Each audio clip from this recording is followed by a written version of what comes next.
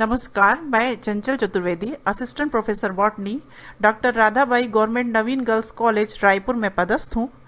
और आज मैं आपको बीएससी 1 पेपर 1 यूनिट 2 के chapter bacteria general characteristics and classification के बारे में जानकारी दूंगी।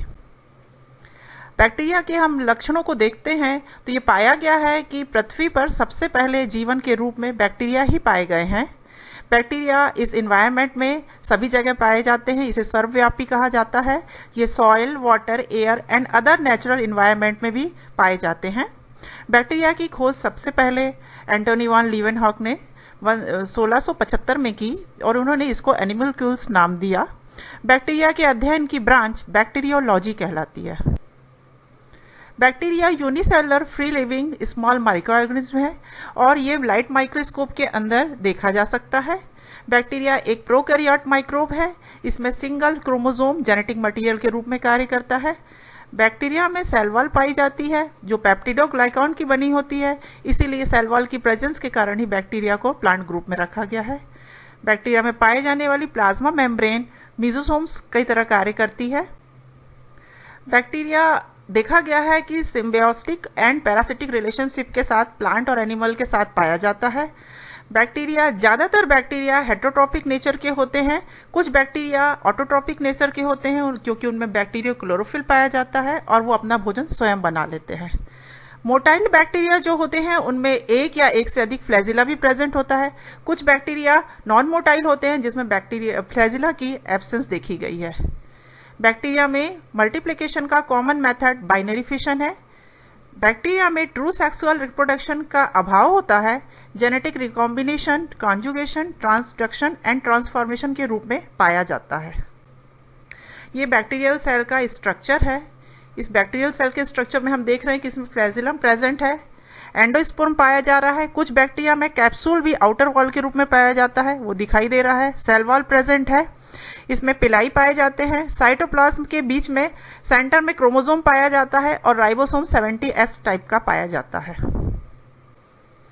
बैक्टीरिया का क्लासिफिकेशन देखें तो ये देखा गया है कि मार्फोलॉजिकल कैरेक्टर्स के आधार पे बैक्टीरिया को क्लासिफाई किया गया है, जिसमें हम सेल शेप, सेल साइज, उसका स्ट्रक्चर और उसका स्पेसिफिक अरेंजमेंट, साथ में फ्लैजिला अरेंजमेंट के आधार पे इसको क्लासिफाई किया गया है।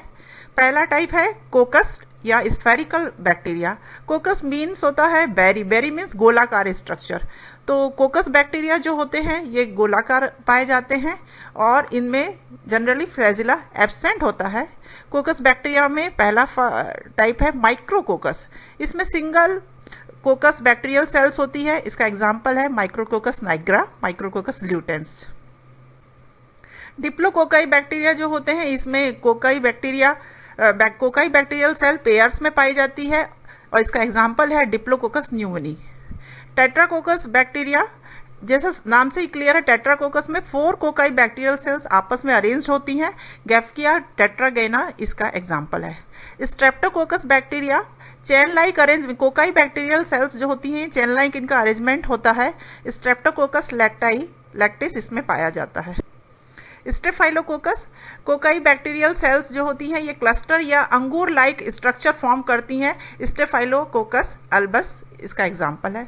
सार्सिना टाइप का जो बैक्टीरिया होता है इसमें 8 या उसके मल्टीपल्स 8 के गुणक bacterial cells, cocci bacterial cells आपस में एक क्यूबिकल पॉकेट बनाते हैं। सार्सिना वर्टिकुली इसका एग्जाम्पल है।